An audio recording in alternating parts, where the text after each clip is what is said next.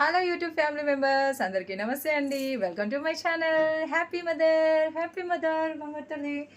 And ఏంటి కొత్తగా కనిపిస్తున్నాను అనుకుంటున్నారా? మెడలో టేపు ఇదంతా కూడా. అండ్ ఇంకొకటి మొన్న చెప్పాను కదా స్పెట్స్ తీసుకోవడానికి వెళ్ళానని చెప్పేసి, నిన్న నైటే నా కొత్త స్పెట్స్ వచ్చాయండి. అండ్ ఇంకా రెగ్యులర్గా మీరు నన్ను కళ్ళజోడుతో చూస్తారు నా వ్లాగ్స్లో.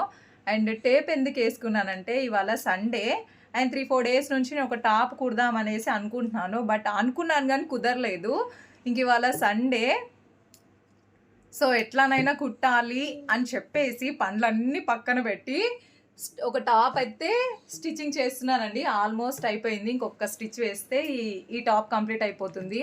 అప్పుడెప్పుడో నా డిగ్రీ అయిపోయిన తర్వాత అమ్మ స్టిచ్చింగ్ నేర్చుకోవాలి నీకు ఫ్యూచర్లో ఎప్పుడైనా ఉపయోగపడుతుంది, నీ కాళ్ళ మీద నువ్వు నిలబడాలంటే నీకు అన్నీ రావాలి అని చెప్పేసి మా అమ్మ ఫోర్స్తో నేర్చుకున్నానండి. నాకు ఇష్టం లేకపోయినా ఇంకా నేర్చుకోవడం అంటే నాకు ఎవరైతే నేర్పిస్తారో తనకు కొంచెం హెల్త్ ప్రాబ్లమ్స్ అవి ఉండే, సో ఇవన్నీ పక్కన పెడితే ఆ నేర్చుకోవడం కూడా నేర్చుకుంటాను అనేసి అయితే వెళ్ళాను కానీ అసలు సరిగ్గా నేర్చుకోలేదు.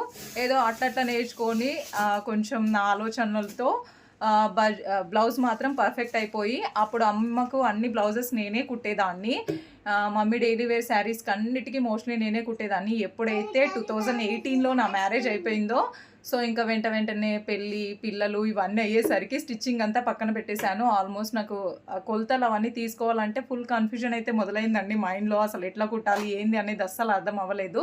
ఇంకా అట్లానే పక్కన పెడితే మర్చిపోతానని చెప్పేసి ఇంకా స్టిచ్చింగ్ చేశాను. ఇవాళ మార్నింగ్ ఇది నా దగ్గర చున్నీ ఉండే, దీన్ని కట్ చేసి ఫస్ట్ దీనిపైన అయితే ప్రాక్టీస్ చేయడం స్టార్ట్ చేశాను. ఇది పర్ఫెక్ట్గా వస్తే నెక్స్ట్ ఇంకా చూద్దాం అన్నట్టుగా ఆగుతల్లి. సో ఇలా స్టార్ట్ చేశానండి. స్టిచ్చింగ్ మొత్తం కంప్లీట్ అయిన తర్వాత టాప్ ఎలా వచ్చింది ఏంది అనేది మీకు